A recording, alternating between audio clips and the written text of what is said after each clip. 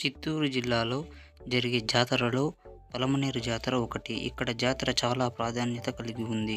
అన్ని జాతరల్లో అమ్మవారిని మెరవనిగా ఊరేగిస్తారు. కానీ ఇక్కడ ప్రజలు అమ్మవారిని శిరస్సుతో మాత్రమే మెరవని జరిగేలా జాతర జరిపిస్తారు. ఇక్కడ జాతర కన్నుల పండుగగా జరుగుతుంది. ఇక్కడ అమ్మవారికి ఉగ్రరూపం. ఇక్కడ అమ్మవారికి మొక్కు చేసుకున్న వారికి చాలా మంచి జరుగుతుందని భక్తుల విశ్వాసం. ఇక్కడ అమ్మవారి దగ్గర ఎటువంటి తప్పు చేసిన వారు అమ్మవారి దగ్గరికి వచ్చి సత్య ప్రమాణం చేయడానికి భయపడతారు. ఎందుకంటే అమ్మవారు పెట్టే బాధలు తట్టుకోలేకపోతారు. అంతటి శక్తివంతమైన తల్లి శ్రీ తిరుపతి గంగమ్మ. ఇక్కడ జాతర చాలా విశేషంగా జరుగుతుంది. అలాగే ఇక్కడ ఇతర రాష్ట్రాల ప్రజలు వచ్చి అమ్మవారిని మొక్కుకొని వెళ్తారు. ఇక్కడ జాతర చాలా వైభవంగా జరగడంతో పాటు ఇక్కడ అమ్మవారి నిజ రూప దర్శనం చాలా ముఖ్యము. ఆ రోజున భక్తులు పోటెత్తుకుని వెళ్ళి అమ్మవారిని ఎలాగైనా దర్శించుకోవాలని అమ్మవారి దర్శనాన్ని చూసి తర్వాత ఇంటికి వెళ్తారు. ఇక్కడ జాతర ప్రాధాన్యంగా ఏమంటే మొక్కులు చెల్లించుకోవడానికి పెద్ద ఎత్తున కొబ్బరికాయలు కావచ్చు, అమ్మవారికి చీరలు, పొంగుళ్ళు ఇక్కడ పెట్టుకొని వెళ్తారు. ఇంత మంచి చేసే తల్లికి శాంతి చేయాలని చాలామంది ఇక్కడ అమ్మవారిని పూజిస్తారు. ఇక్కడ అమ్మవారి ఉగ్రరూపిణి మనందరికీ తెలిసిందే. మేడారం జాతర తెలంగాణలో జరుగుతుంది. అలాగే మరెన్నో జాతరలు పలు రాష్ట్రాల్లో జరుగుతాయి. కానీ రాయలసీమలో జరిగే ఈ గంగమ్మ జాతర చాలా ముఖ్యమైనది మరియు చాలా ప్రాధాన్యత కలిగినది. ఇంతటి జాతర చాలా వైభవంగా పలమనేరు పట్టణంలోని పట్టణ ప్రజలు కావచ్చు, ఇతర రాష్ట్ర ప్రజలు కావచ్చు, బయట దేశాల్లో నుంచి వచ్చేవారు కూడా ఇక్కడ అమ్మవారిని మొక్కుకొని వెళ్తారు. ఇంతటి ప్రాధాన్యత కలగడానికి గల కారణం ఏమని అడిగితే అక్కడి ప్రజలు ఇలానే చెప్తారు. అమ్మవారు సాక్షాత్తు ఇక్కడ వచ్చి వెలిశారని, అమ్మవారిని ఎల్లప్పుడూ అక్కడ పూజిస్తారని, అమ్మవారిని ఏదైనా కోరికలు అడిగితే అమ్మవారు ఖచ్చితంగా నెరవేరుస్తారని, అలా చాలామంది బాగుపడిన వారు ఉన్నారు.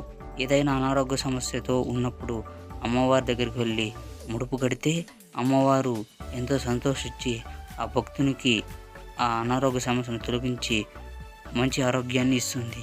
ఇక్కడ అమ్మవారిని చాలామంది భక్తి శ్రద్ధలతో పూజిస్తారు. అలాగే అమ్మవారికి పొంగుళ్ళు పెట్టుకొని వెళ్ళడం అంటే చాలా ఇష్టము.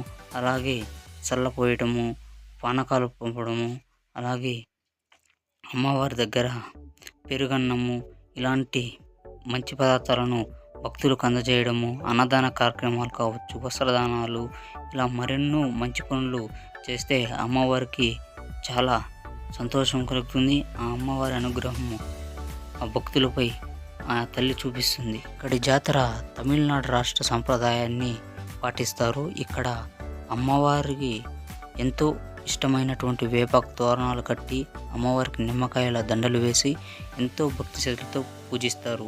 ఇక్కడ అమ్మవారు ఏ కోరిక కోరినా ఆ తల్లి నెరవేరుస్తుందని చాలామంది గట్టిగా నమ్ముతారు. ఇక్కడ అమ్మవారు చాలా శక్తివంతమైనది. ఇక్కడ అనారోగ్య సమస్యలతో కూడినటువంటి కొంతమంది భక్తులు అమ్మవారి దగ్గరకు వచ్చి అమ్మవారికి తమ బాధలను చెప్పుకొని మరో సంవత్సరం వచ్చి అమ్మవారికి మొక్కును చెల్లించుకొని వెళ్తారు. అలా క్రమం తప్పకుండా చేస్తారు. అలా ఏదైనా క్రమం తప్పితే అమ్మవారు విశ్వరూపాన్ని చూపిస్తారు. అమ్మవారికి మొక్కుకున్నటువంటి మొక్కును పెండింగ్ పెట్టకూడదు. అంటే అమ్మవారి చెప్పినటువంటి అమ్మవారి దగ్గర మొక్కున్నటువంటి మొక్కును ఖచ్చితంగా ఆ జాతర సమయంలో తీర్చేయాలి. లేకపోతే అమ్మవారి ఉగ్ర రూపాన్ని తట్టుకోలేరు. దీని నియమాన్ని చాలా భక్తి శ్రద్ధలతో పాటిస్తారు. అలాగే ఎవరైనా ఏదైనా తప్పు చేసినప్పుడు రండి అమ్మవారి దగ్గర సత్యప్రమాణం చేసి మీరు తప్పు చేయలేదని చెప్పండి, అప్పుడు మేము నమ్ముతాము అని అంతలా అమ్మవారిని ఇక్కడ ప్రజలు నమ్ముతారు. అసలు ఎక్కడ రాష్ట్రంలోనే కాదు దేశంలోనే ఎక్కడ లేని సాంప్రదాయంలో ఇక్కడ అమ్మవారి జాతర జరుగుతుంది. ఆంధ్రప్రదేశ్ రాష్ట్రంలో మరి ఏ జిల్లాలలో జరగదు. ఒక్క చిత్తూరు జిల్లాలో మాత్రమే ఈ జాతర ఇంత వైభవంగా జరుగుతుంది. ఈ వీడియో మీకు నచ్చినట్లయితే ప్లీజ్ లైక్ చేయండి, సబ్స్క్రైబ్ చేయండి. Thanks for watching.